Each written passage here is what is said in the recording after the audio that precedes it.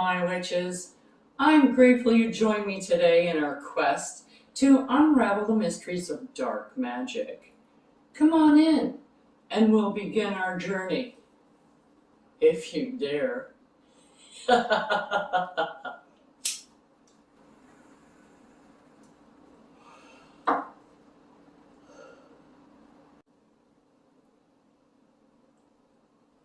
This is a friendly warning to those witches, regardless of your experience, that working with these types of energies can be more challenging and personally draining on your own energy. The deities, as well, on this side of the fence, tend to be a bit more demanding and less forgiving. So I urge you now to do your research if you should be using a deity, as you should with any deity that you use, regardless of what pantheon you're taking them from.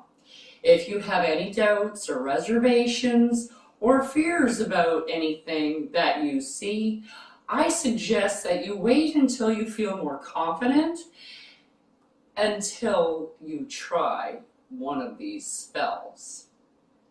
So now that that's covered, let's play! Welcome, witches! I'm so grateful you decided to pop in today, as my sister would say. Today, we're going to be doing an exorcism oil. Now, exorcism oil can be used as a banishing oil, because that's basically what it is. It's a powerful banishing oil that can be used in a number of spells. It is mostly used for getting rid of spirits, spirits in a house. Now, spirits in a house, and I've used this many times, some spirits, if they've been there a long time, a simple cleansing, blessing, doesn't really get rid of them. It makes them weaker. And if they're not a bad type spirit, they will still hang around, but they're just annoying. They knock on your walls, things go missing, and you want to get them out.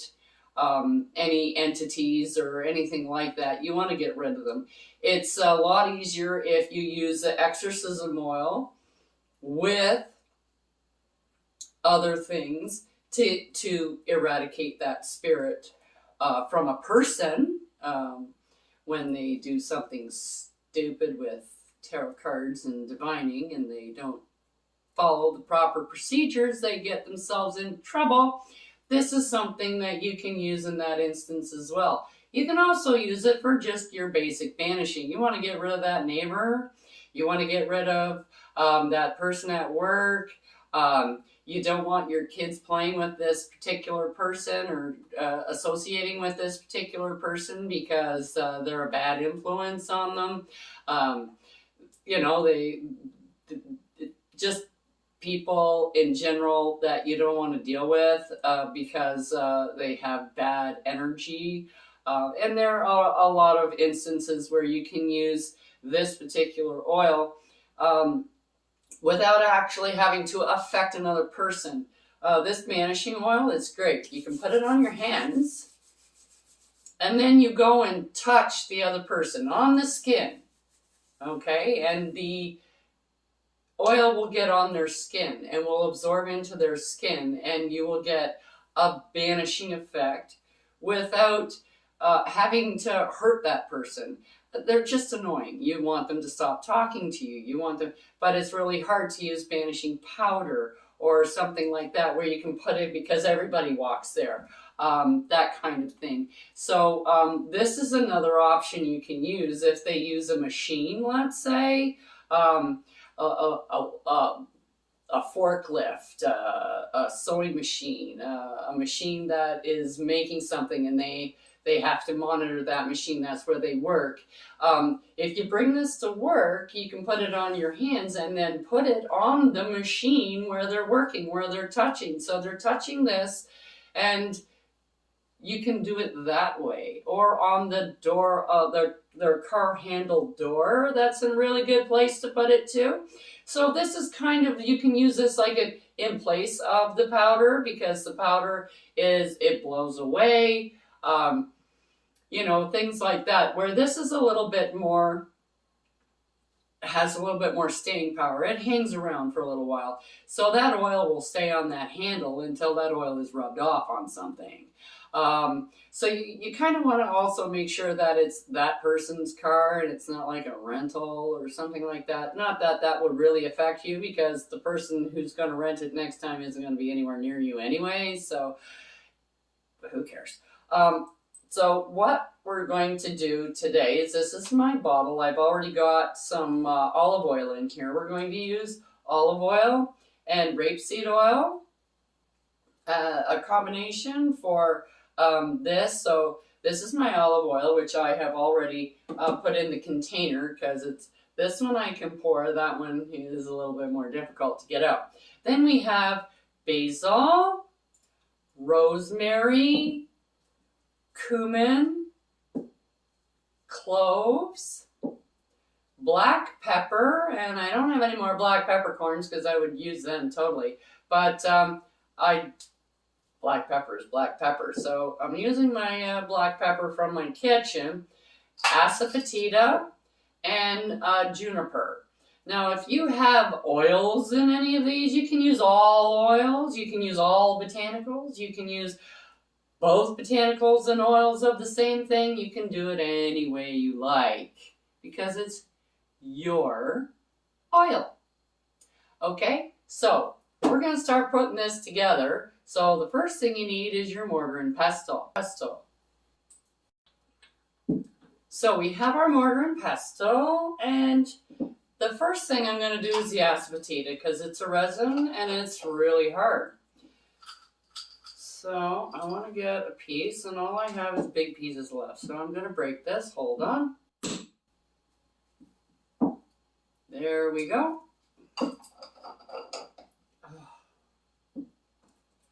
This stuff smells terrible.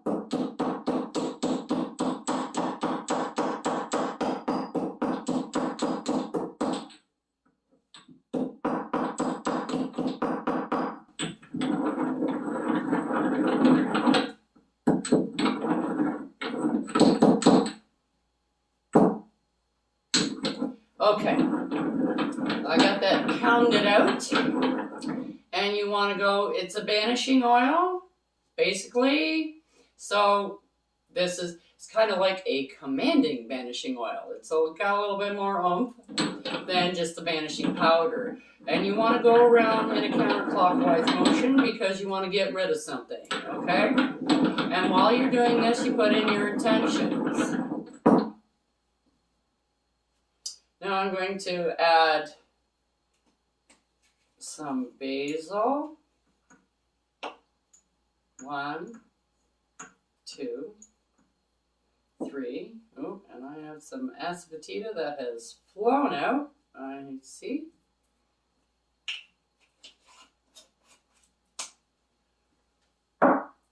And these are all ground, so we don't have to actually grind these. 1,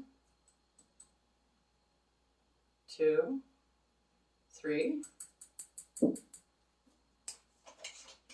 So I'm using 3 pinches of all of these botanicals. 1, 2, 3.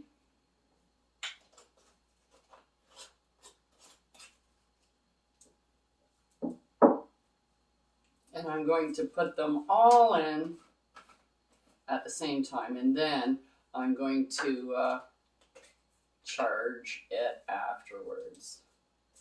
So let me get it all in here.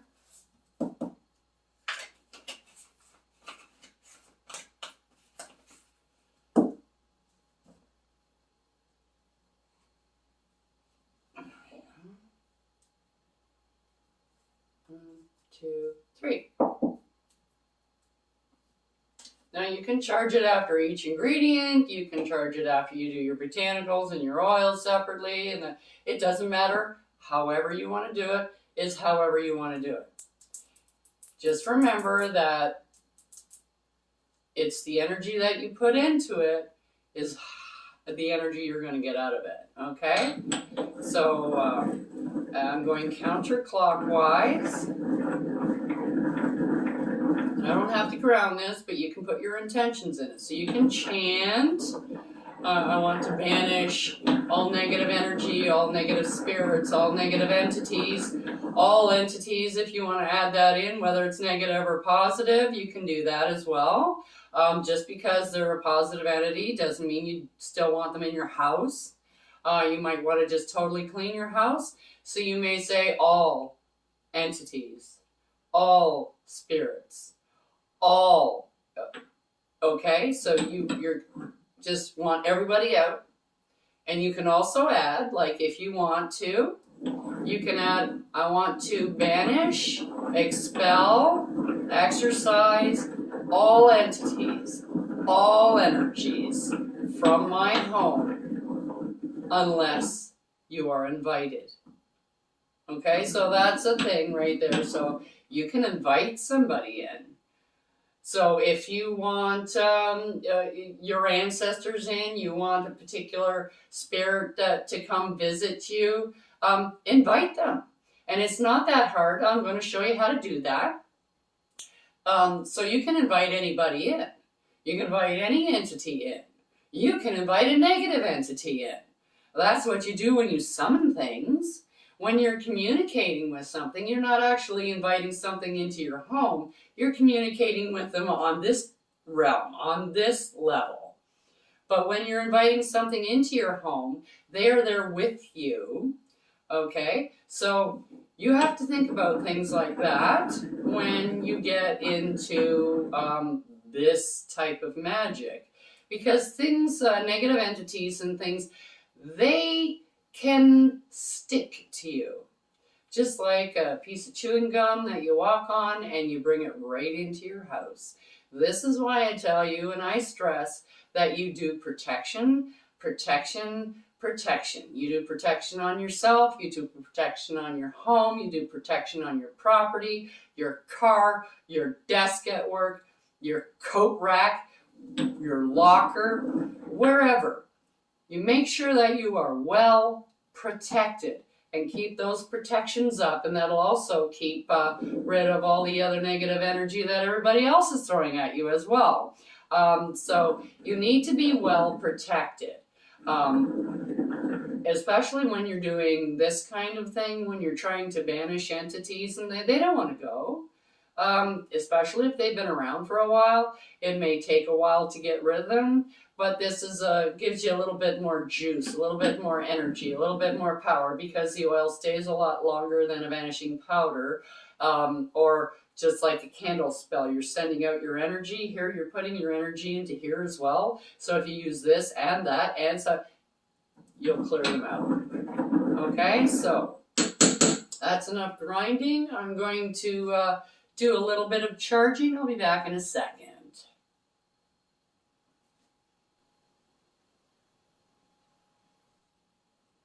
Now that I'm finished charging that, I'm going to add in my juniper oil to my oils here. And because it's the only oil that I'm adding and everything else is pinches, that just went right out there, didn't it? I was going to put in drops, but it just kind of came right out. Sometimes I'm sitting here doing this and I don't get anything. Okay, so when you stir in your bottle, make sure you're going counterclockwise. Now, because there's only one oil in there, except for the other two, I'm going to top it up with the rapeseed oil. I'm going to put this in my jar now, and then I will charge it again afterwards, after I get it completed. Oh,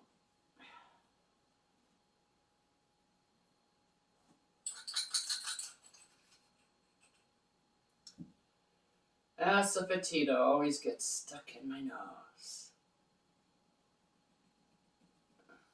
Okay. One more. Oh. Maybe two.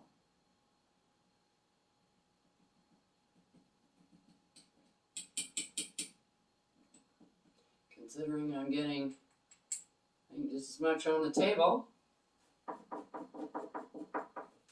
as I am in my bottle.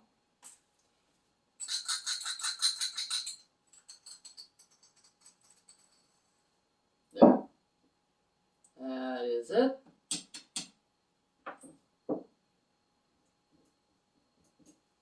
There we are. Give this a little bit of a stir, and then I'm going to top it up. And I'm not going to sniff it because I know what it smells like. I can smell it from here. But once this kind of settles a bit,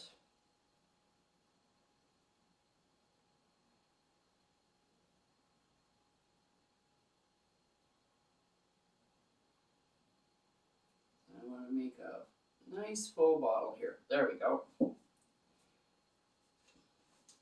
So I have half olive oil and half rapeseed oil. Okay, in my bottle.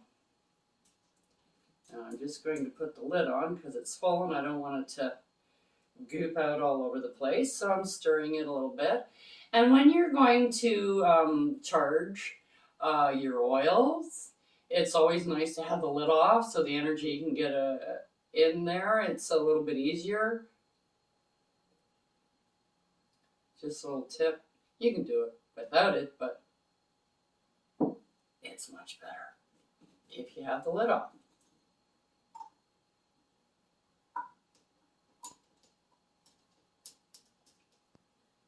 There we go.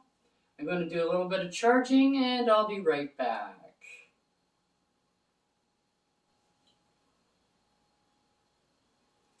Okay. So we put our lid on, charge it in the moonlight, and it's ready to use. So that's our exorcism oil, and that is everything for today. Ciao for now. See you next time on Chrome Alone. Check out the link below for the correspondences and magical properties of the items used in this video. And don't forget to like, subscribe, and hit that notification button so you don't miss any witchy content our three sisters have brewing for you here on The Witches Inn.